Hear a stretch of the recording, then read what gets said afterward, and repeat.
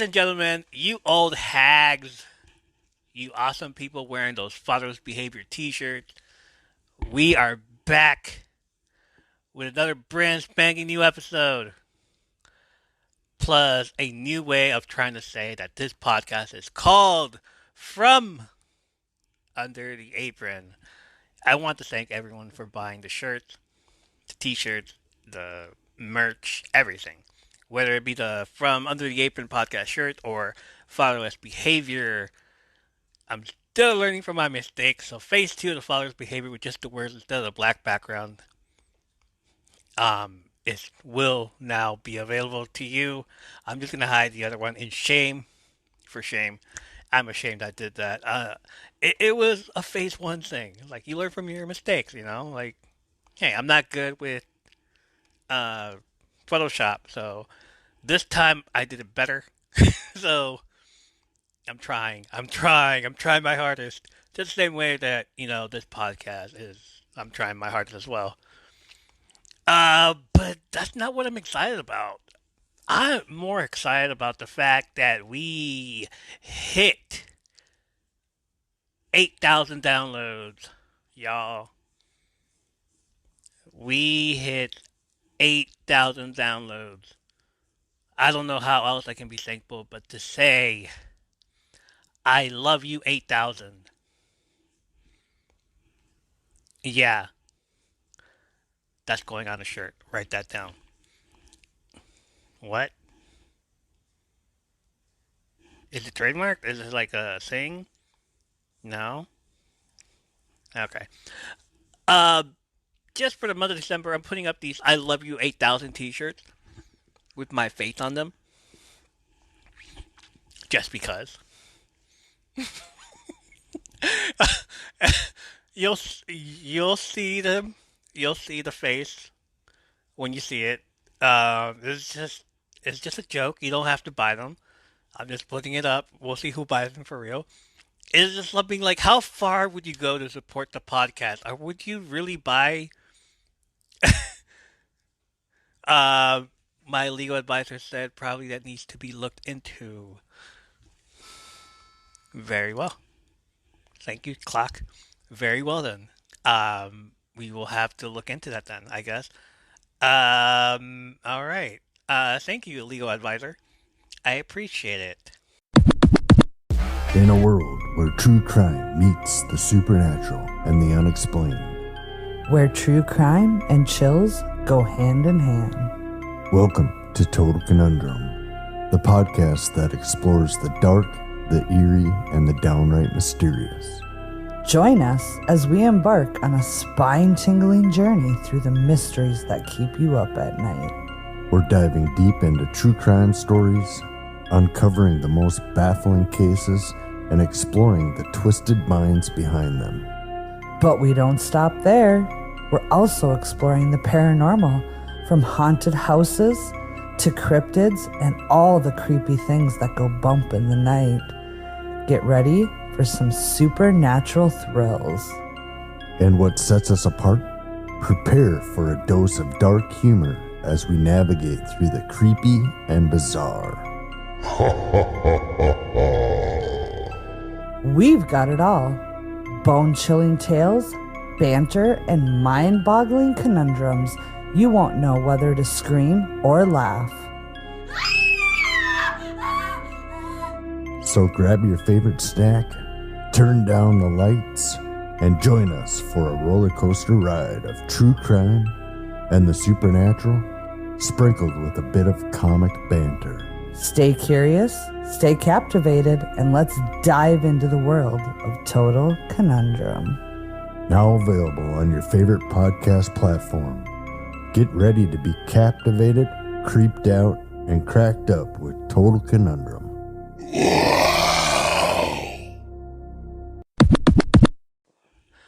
Welcome back. I am doing a rewatch and recap of the third episode of the Netflix series Glow, The Gorgeous Ladies of Wrestling. I put out a poll a few months back about which scripted show that is related to wrestling you wanted me to tackle next, and a lot of you wanted the Netflix series. So hopefully you all got to hear the last few episodes if you're following along. Or if you're not and want to jump right in with the recap, welcome in. Welcome. This is Glow, Season 1, Episode 3. This episode was titled The Wrath of Kuntar. Writer was Nick Jones. Nick Jones has produced and co-produced 26 episodes of Orange is the New Black. Directed by Claire Scanlon. She directs single cam comedies for both network and cable. She started her career editing documentaries for PBS and Discovery Channel. After supervising post and producing Last Comic Stand, she joined The Office in its fifth season. After directing The Office, Claire transitioned over to directing full time in 2013. She has directed TV shows like Suburgatory, Awkward, The Goldberg, The Last Man on Earth, Blackish, Never Have I Ever, Brooklyn Nine-Nine, Saved by the Bell on Peacock, the reboot, the horrible reboot. I hated it. I despised it. Rest in peace, Screech. And is currently directing Miracle Workers. Yes, the Goldbergs is hysterical. Synopsis of this episode is Sam's flashy young producer drops in and whisks the girls off to Malibu to party, but artistic differences soon threaten to spoil the fun. Sam sits smoking and typing on a typewriter. There's a knock on his door. He gets up and answers it, and a woman, Carolyn, enters complaining that he was supposed to drop the dog off on Tuesday. He says he's been busy and she asks if she can have the dog, Lenny. He says that she can't, and she asks why not. He tells her that he's dead. He got hit by a car and needed him time to call her. He says that it's probably devastating to her, though he's had a week to move through it, and he can give her the number of the woman who hit him. She can call her to cry because he doesn't want her to cry there.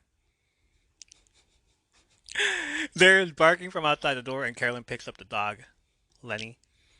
She tells him he belongs in an asylum, and he says she would love that. Him being lobotomized with his balls cut off.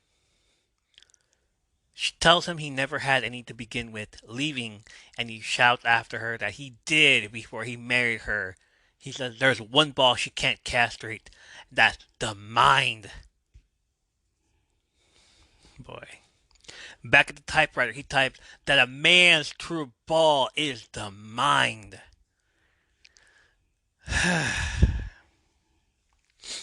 The show cuts to the opening title sequence, so he basically lied to Devi in the last episode about leaving his wife and dog behind. She took him, but we don't find out the reason why she took him. So maybe he lied to Devi about his ex-wife cheating on him with the cameraman, so hopefully we get more backstory to this. I said in the first episode that the character Sam Sylvia is an homage and inspiration to the co-founder and director of the original Gorgeous Ladies of Wrestling promotion, Matt Simber. He was the last husband of the late actress Jane Mansfield, the mother of Mariska Hargitay from Law and Order, SVU. But he wasn't her father. He directed Mansfield on stage in the film Single Room Furnished in 1968. He was known as the unsung hero of the 70s exploitation cinema. When Glow came out in 2017, Simber was quick to dismiss it, saying, "They stole the idea." Michelin Rickless, the owner of the Hotel Riviera Hotel and Casino in Las Vegas, where they shot the scenes, told me to turn over the rights to the whole show to one of his girlfriends, who was in the show. And I did. She sold it. We don't know what's going to happen. Ursula Hayden, who was Babe, the farmer's daughter, ended up with the rights, and at one point issued Glow DVDs. Back to the show. Sam visits the gym where he greets his assembled gorgeous ladies of wrestling who are enjoying a funny story from his producer, Sebastian Hauer. Sebastian says to call him Bash. Bash is played by Chris Lau, who was all over the place in the mid-2010s. He was best known as Piz for 20 episodes on the Veronica Mars Show and the movie. William Dell Parker for 54 episodes of Private Practice. He'd been in movies such as The Help, Love and Honor, Brightest Star, shown up on TV shows like iZombie, Enlisted, Halt, and Catch Fire, and is currently playing Jesse on How I Met Your Father. Bash is inspired by TV producer David McLean, who was the creator and producer of the original Gorgeous of Ladies Wrestling promotion and the now syndicated Wow Women of Wrestling TV show, which is currently airing. He also created the ESPN series on the World Roller Hockey League, Pro Beach Hockey, and the Triple Crown of Polo. All of these programs are turned properties under his company banner, David McLean Enterprise, Inc. Sam tells them to be nice because he's the one writing their checks. He claims that he doesn't like to talk about money, that he's a patron of the arts. He says that wrestling is an art, despite his mother's opinion, which is wrong. Sam says he thought he was in Peru, and he tells him that he came back early, saying that he loves the casting. He asks what moves they learned, and Cherry tells him that they've been mostly learned to fall on their backs without hurting themselves. And pain faces as Artie. Err. I tried my hardest pain faces there. Bash asks what about the power bombs or DDTs. Salty is famous for his DDTs, asking where he is. Sam tells him that Salty didn't work out, and Cherry is now their new wrestling coach. Bash asks if she has any wrestling experience, and she points out that she's right there. In the original Glow, Mandalorian was the wrestling trainer for the ladies, but was transitioning into a Hollywood stuntman. In 2017, Greg Oliver wrote a report on the show on SlamWrestling.net, and this is what he found out. Actually, I got taken to be honest with you, girl said in a 2006 interview. They used my reputation to help those girls that come in. I paved the way. He trained them the way they thought they should be trained. If I would have kept on going, they would have been a lot better, lot better, because I taught them the way I was taught. I didn't go straight to wrestling. I give them drills first, the way they stand. Lisa Moretti would be his best known graduate from that class as Ivory. Not 2 minutes later, these blonde girls were hanging on the ropes. I think he was teaching us how to sell pain, you know, how to act like we're writhing in pain, which is kind of funny, and it's kind of hard to do for the first time. But these girls started laughing. To grab the respect they had, that I needed on those girls on me, I grabbed one. I forgot who it was. Telling me it was fake, and I grabbed her and I put her to sleep. What? Knocked her out. Right there in front of everybody could see it. When she went down, she started flip-flopping like a fish. They believed then. They believed then. And from then on, it was nothing but serious work with it. And instead of feeling sorry for her, I was just like, I love this man. I am so sold on this. I want to come back for some more. Simba doesn't dispute Guerrero's take.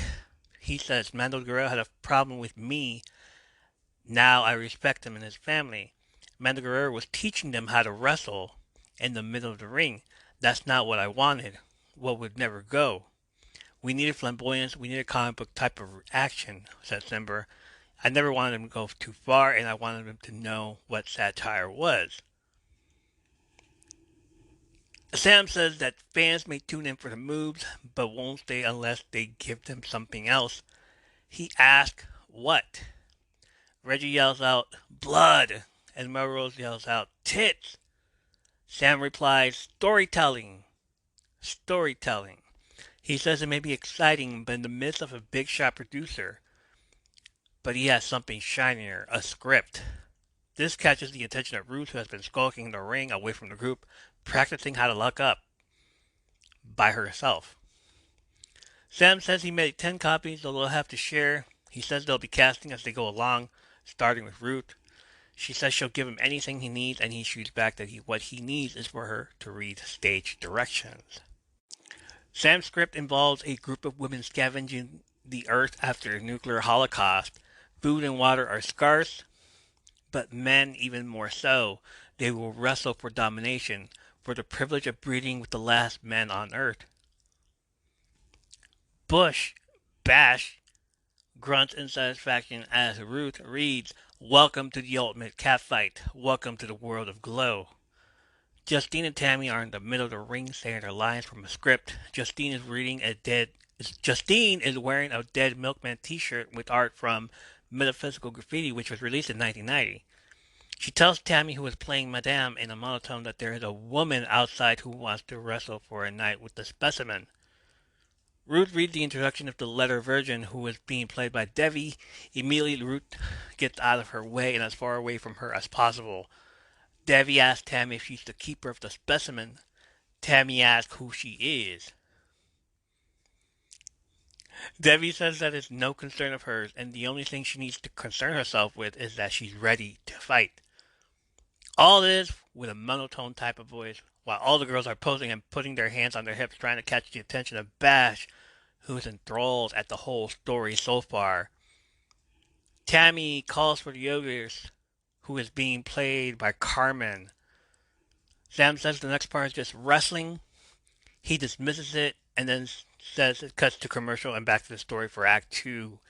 Basically said wrestling, wrestling, wrestling, blah, blah, blah, yada, yada, yada. Bash seemed excited at first, but it got lost when the wrestling never happened. After a whole while of him sitting on the bleachers and watching them do the entirety of the script, he is exhausted and feels like he doesn't want to be there anymore. There's also Kuntar, the man-eater, who harvests men for food. Kuntar, no. Oh, wait. Um, that's not how it's pronounced. Oh, shit. Some yells at Artie and Ruth to say it right. Say it right. It's Kuntar. Kuntar. Alright. Sam tells Ruth to stand up and be his Kuntar. She accepts and starts reading the dialogue on paper. She yells out, "It is I, Kuntar."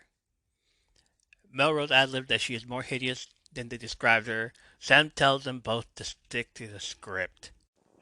Although it seems to start well, everyone gets to the point where they need a break. Ruth whines that she has a big monologue coming up. Debbie says she sure could take a break. Sam said let's take 5, but asks Bash what he thinks. Bash tells him that there's a lot that's working. Sam agrees that he hired him to do a different kind of wrestling show.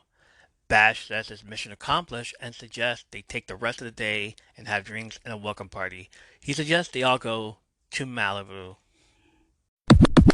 Hi everyone, I'm Lisa. And I'm Dawn. And if you've ever watched a TV show and thought to yourself, oh my god, that season finale plot twist was absolutely bonkers. Or seen a movie and thought, wow, I need to talk to somebody about this train wreck immediately. Then we think you'll fit right in with our podcast, I Hate It, Let's Watch It. We watch TV shows like Riverdale and Emily in Paris. And movies like Deep Water, Killer Sofa, Rubber, and Deadly Illusions. And we give them the total rinsing they deserve. It's basically group therapy for movie masochists. So come check us out wherever you stream podcasts.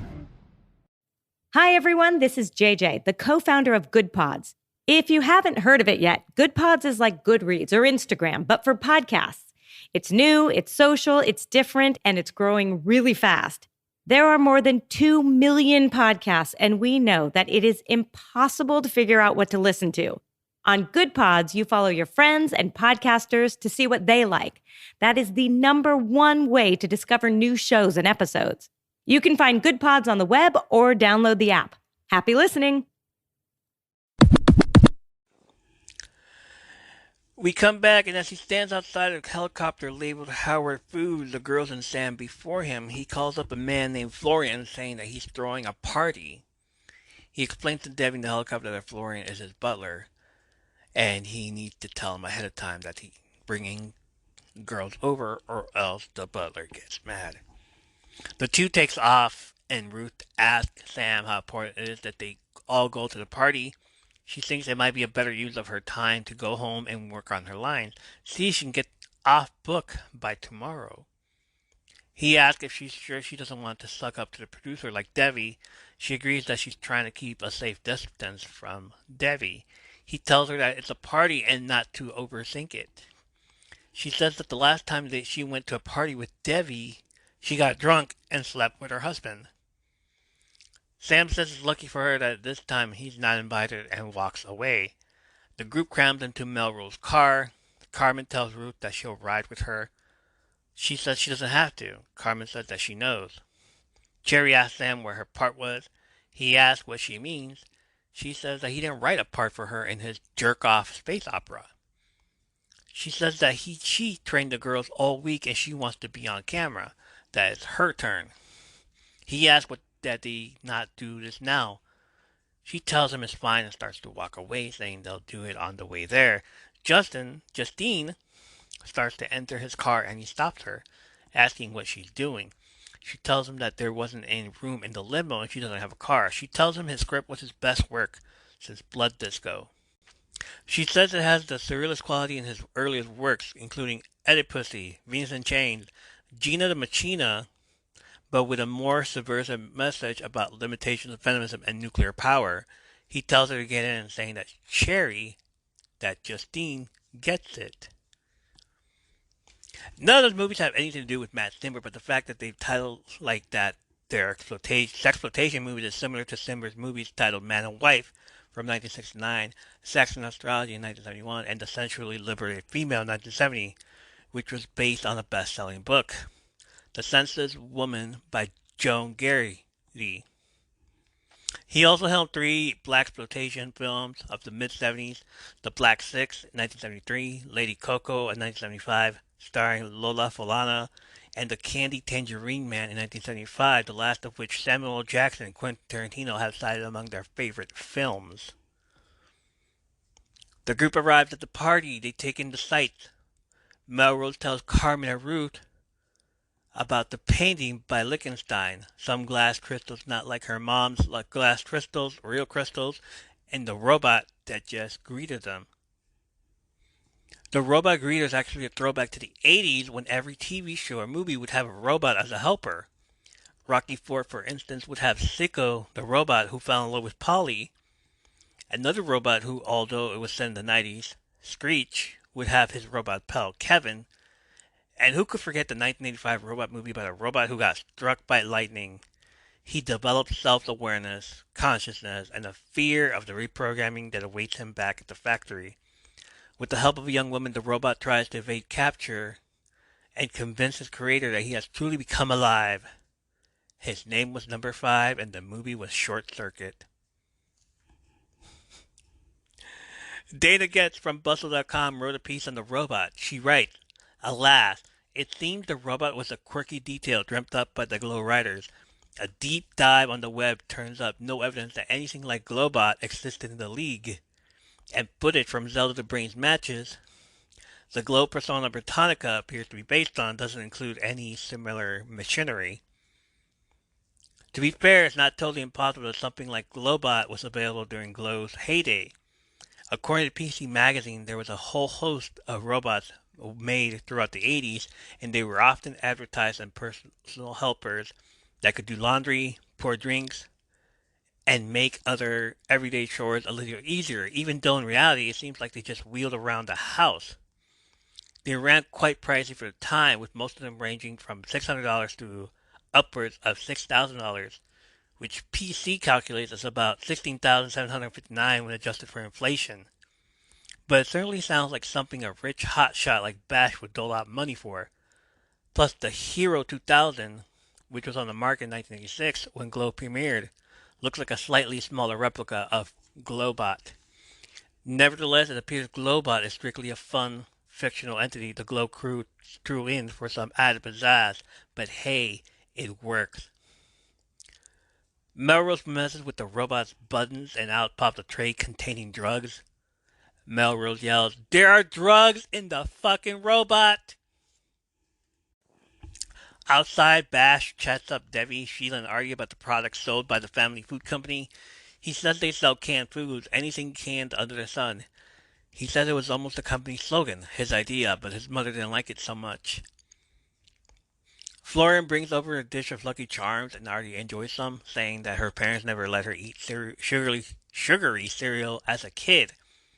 Bash calls Florian or Floor his secret weapon. They met in the 3rd grade and now Florian works for him. Floor is played by Alex Rich. His past work includes episodes in True Detective, Sweet Nothings, a nice raver guy in the movie XOXO. He played a young Pablo Picasso in 8 episodes of Genius and is currently playing a part in the podcast series How to Destroy Everything. Here, I'll give you a small trailer of that show. When's your birthday? Change the subject. What's the name of your best friend from high school? Oh, gosh. I had so many, it's hard to pick just one. And where do you bank? You really think he'll ask that? Honey, do you have any idea what will happen if you slip up here, if you give him 1 iota more than he needs? Well, yeah, you said he might, sleuth or whatever. But so No. what? Not just sleuth, okay? I mean, you give him your birth date and phone number, and he'll find out your social security number. Next thing you know, he's opened up bank accounts in your name. He's buying real estate using your credit score. He's making photo collages celebrating events he's not even supposed to know about. And not just that.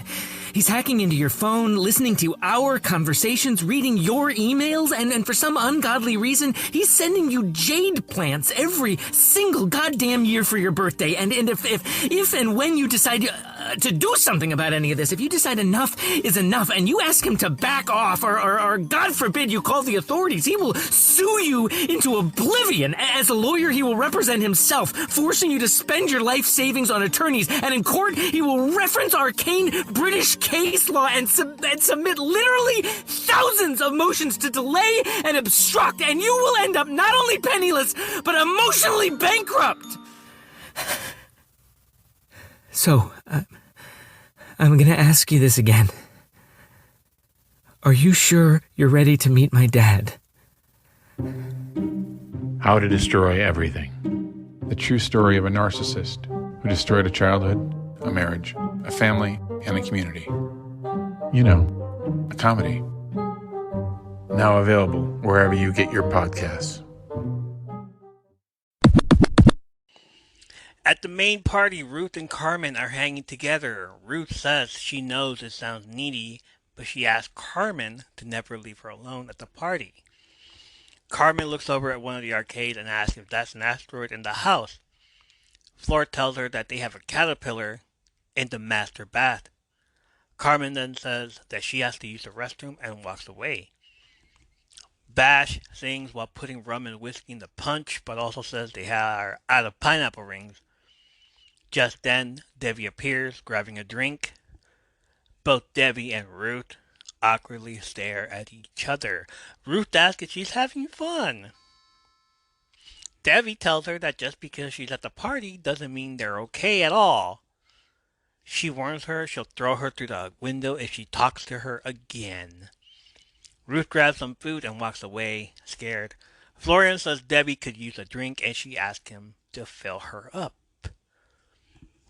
Outside, Sam, Justine, and Cherry walk together. Justine still gushing about Sam's films. Cherry says that they get it, that she loves his movies. They arrive at the door at the party house, and Flores invites Sam in, because he's the director. Sam sighs. Jenny gushes that he's finally there, asking if he got lost, and was that too stubborn to ask for directions like her dad. He asks where Bash is, and she says that he took Kuntar aside to speak privately. He knows what that means. Sam curses and Jenny giggles. Justine comments to Cherry that it's her first Hollywood party. Cherry pats her on the back and leaves her there. Sam finds Ruth and Bash in a room lit red. He asks if they're tripping, and Ruth says that they're appreciating a piece of art. Sam snarks that he likes art that tells you exactly what it is. The camera then focuses on the art. It's a neon sign that reads Neon. Bash asks if Ruth can give them a little alone time, and Ruth tells him to not mind her, that she's just hiding from Debbie. Sam glares at her and she says she'll go. Bash asks if this is the Malibu ambush, and if he's going to ply him with drinks and tell him that he doesn't like his vision. He tells him that he hired him to direct the wrestling show, but something that was his idea. Sam counters that it was the seed of an idea. He says he's trying to elevate the form. Bash agrees that this is bitchin', but he should maybe also not do that. When he said that he wanted something different, he meant the way that Miss Pac-Man is different from Pac-Man. In other words, almost the exact same thing, but with a little tiny bow on her hair. Looks cute, you know. Not set in the desert after a nuclear war. Sam says that Bash doesn't want a story. Bash asks him about the Iron Sheik. What's his story? Sam tells him that he doesn't know who the fuck that is. Bash says that he's a wrestler, that it doesn't matter, that all that matters is that he wears a headscarf and hates America. The Iron Sheik, who passed away in June of this year, lived his gimmick, except for that one time he was on a road trip with his wrestling rival Hacksaw Jim Duggan and was stopped by a cop because they were both drunk. The pair were traveling together to a show in Asbury Park, New Jersey, where they were set to be opposite teams in a tag match. They were pulled over by a state trooper who had seen Duggan drinking a beer while driving, which was legal in his home state of Louisiana at the time, but not in Jersey.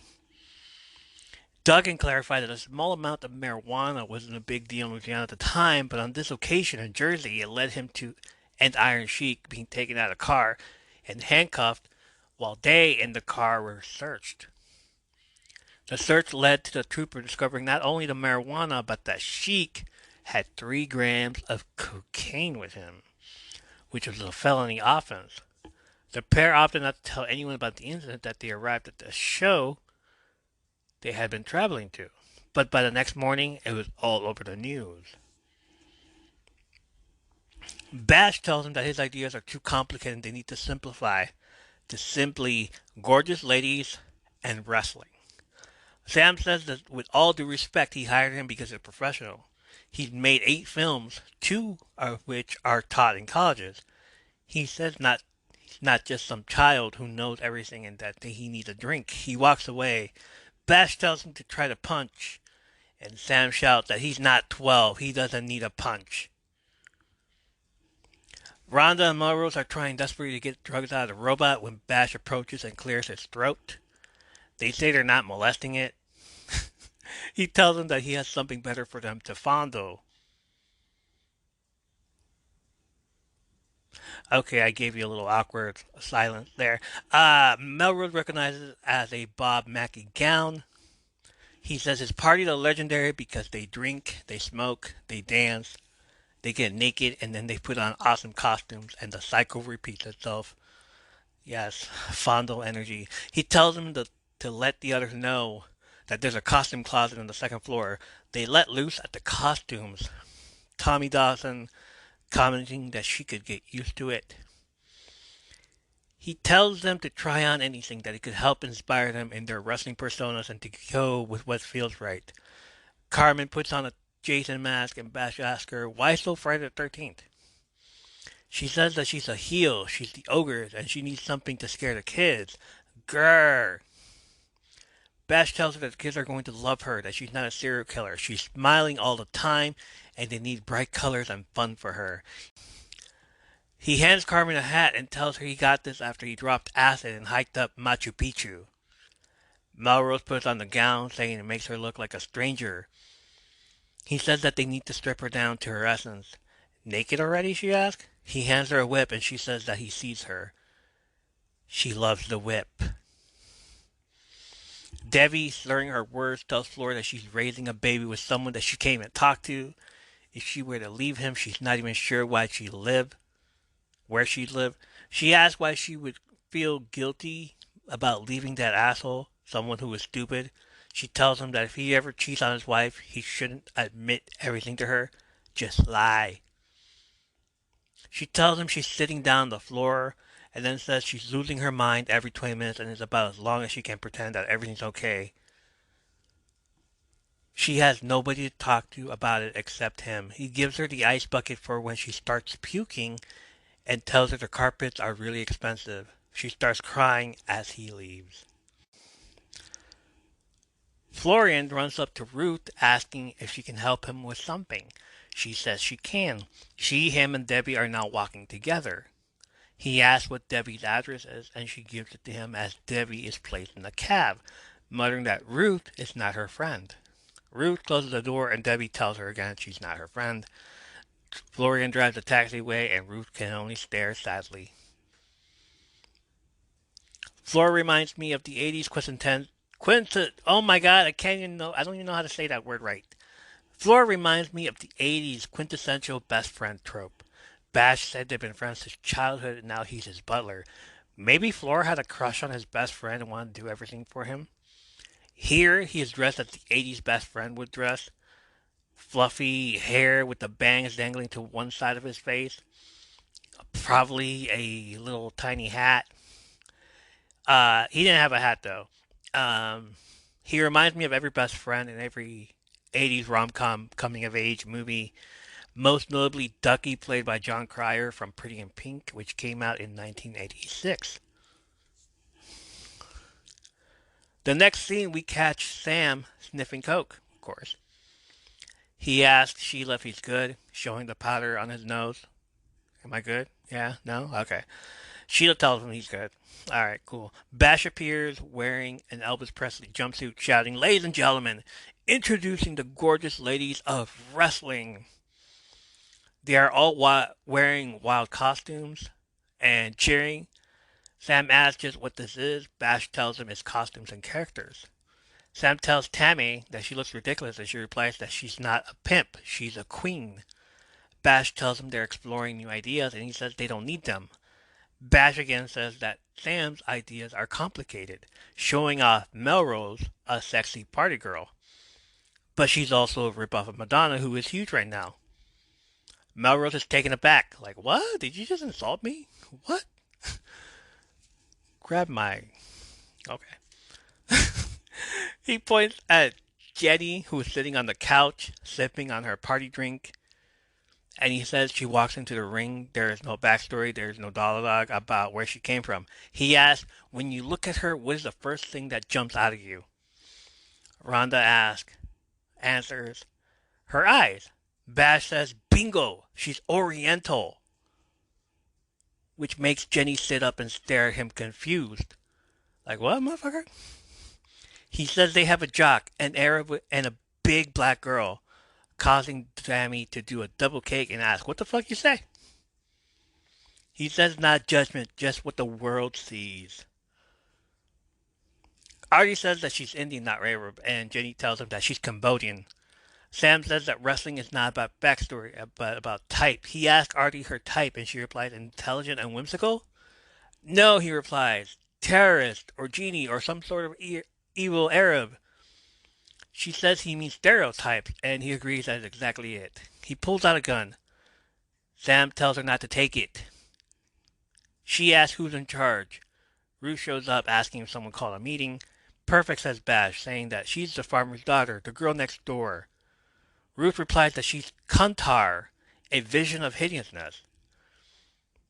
Bash tells Sam that there's no world where people look at her and see hideous or evil. She's apple pie and ice cream. Sam tells him he didn't take the job to be bossed around by some wannabe producer who takes fake phone calls at the Polo Lounge.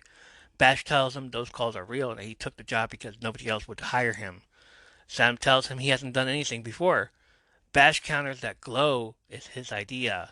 Sam tells him that the ideas are cheap and everyone has them, that his idiot butler probably has 10 Oscar-winning ideas. Bash attacks him, telling him to leave his butler out of this. Bash pushes back. Sam pushes back into a Justine, who knocks the drink from her hand and onto the robot, who gets fried and somehow setting to Spanish mode before it crashes entirely. Bash says he hopes Sam's happy. Sam tells him to buy another one, that his mommy can take it out of his allowance. He says that he's done and stalks off.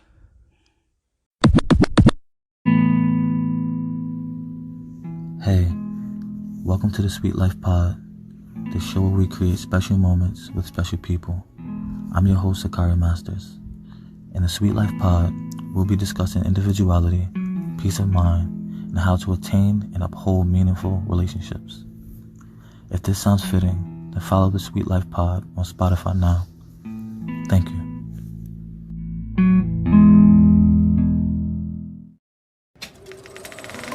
Movies and feelings. Pop, pop. Bring Your Own Popcorn is a podcast that dives into people and the movies who love them.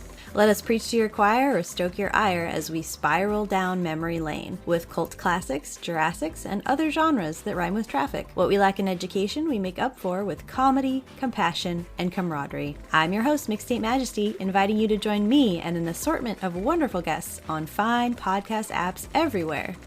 Bring your own popcorn.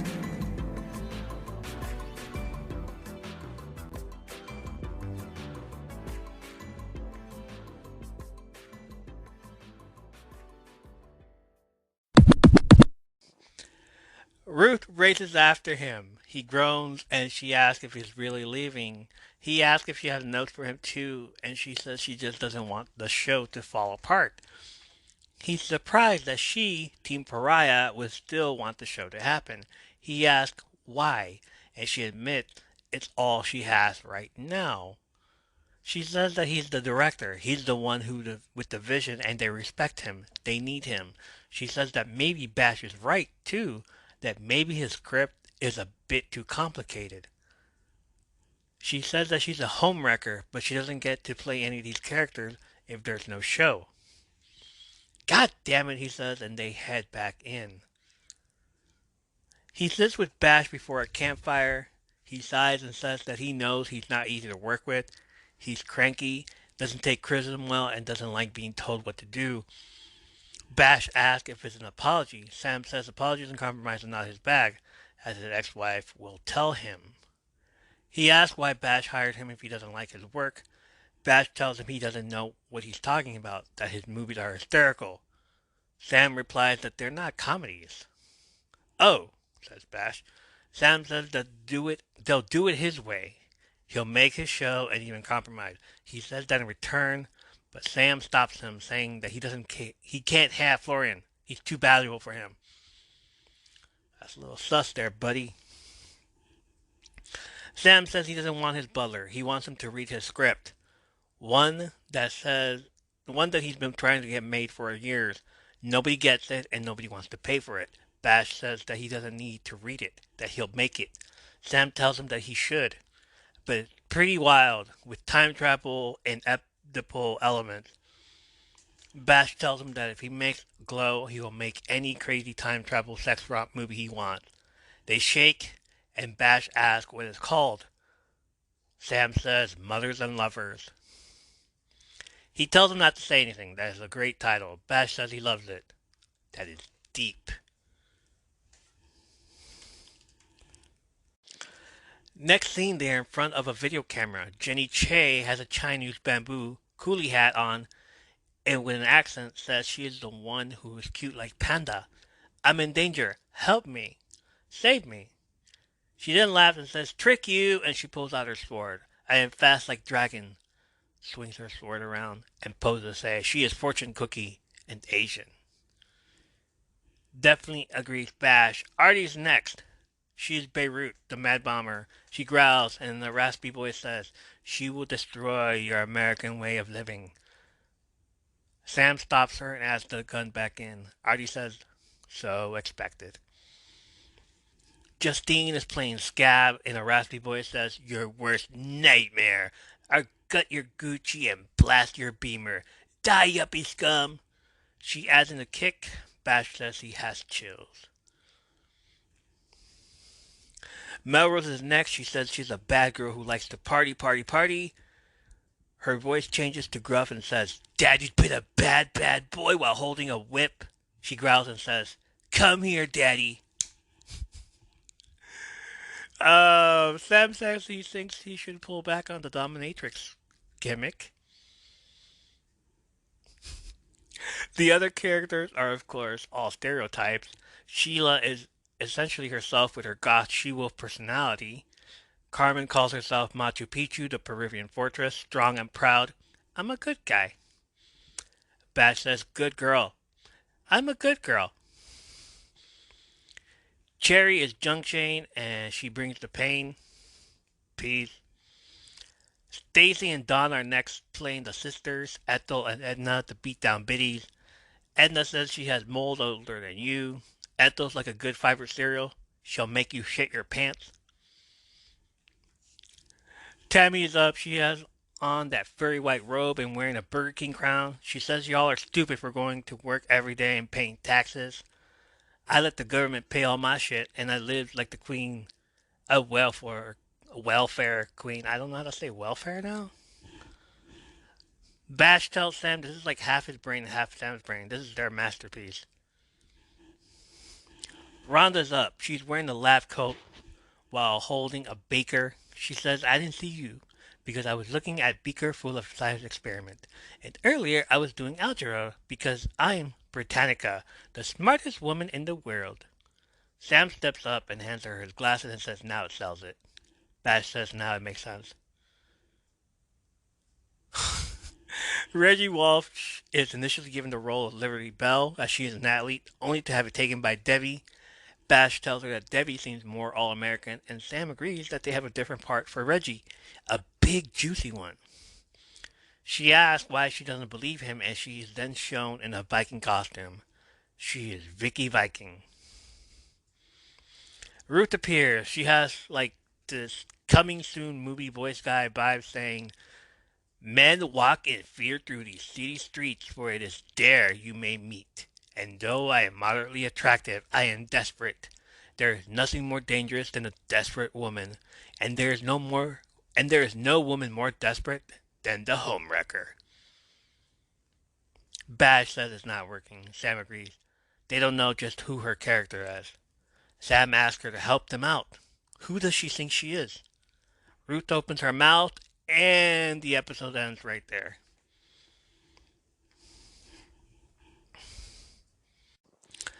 Alright, so they did a great job in introducing Bash, who loves wrestling, and as you can tell, he was inspired by David McLean's love for wrestling.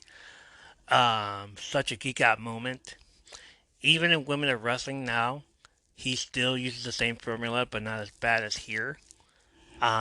They're kind of not stereotypes, but they kind of are. It's such a great episode. Rude does a great job in continuing to be the social outcast, the pariah, I guess, the way Sam calls her, from the rest of the girls who hate her.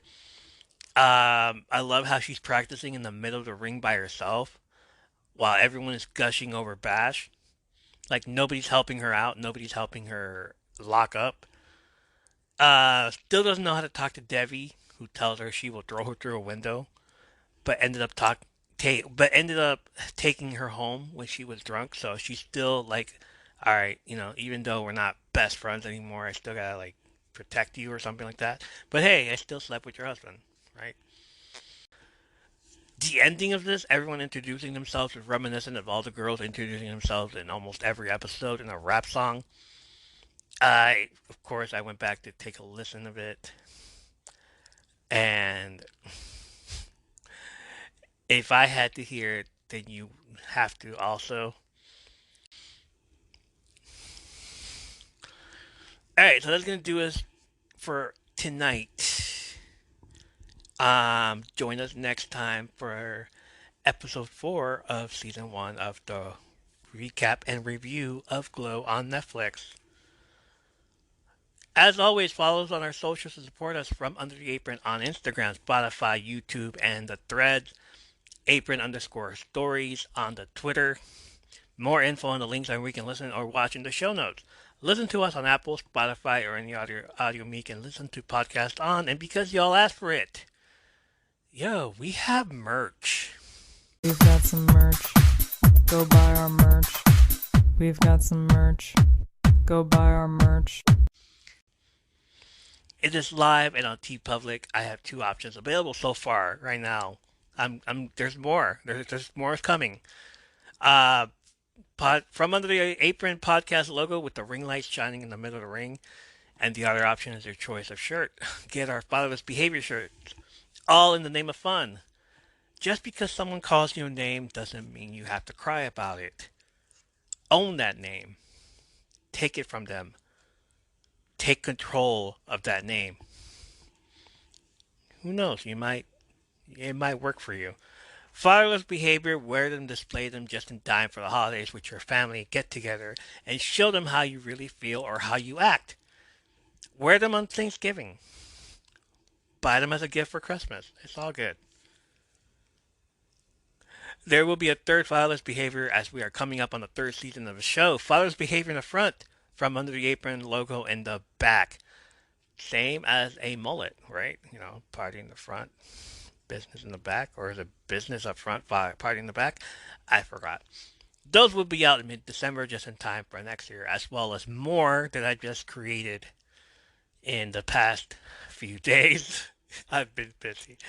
Don't forget to rate us and leave us a review, and if you feel you want to do a little bit more, Go to patreon.com/From Under the Apron Podcast. Support us on the Patreon. Become a top tier patron and get patron privileges, and I'll shout you out at the end of every episode. Like Babel B, Mena Smiling, Damien H, Chanel from the Nerds in Texas Podcast, Cloudy in November from the Nose to Sentence Podcast, Wheezy Suit from the Life of a 30-Year-Old Podcast, I Beloved Sigh from the Sweet Life Pod. I'll have the link to these podcasts in the show notes so you can all check them out. I love them. They're the best. Dark Fate Creations. Go to darkfatecreation.com to check out their lovely scented candles. I'm sure you already noticed that I had a few already done or taken. I bought a few. I had cereal. What's it called again? I'm sorry, I forgot what it's called. But it smelled so good. I also have Let Them Eat Cake, which I bought for my birthday this past year, and it smells amazing. So yeah, check out darkfatecreations.com for more candles. Mini Mommy Dancer, I hear it's her birthday. Happy birthday, Minnie. OMG, it's Ren. Hannah Time. Messenger of Stupidity. Cone of Shame Rabbit. Collector of all things sentimental. Celestial Moon Goddess. Toasted Bagel. Lisa's Journey. The Sparkly Experiment. Little Linguini. Asia Shadow 666. The Mufia. Ivan Campbell Music. Marijuana Barbie. Queen of the Underworld. Well, Stark.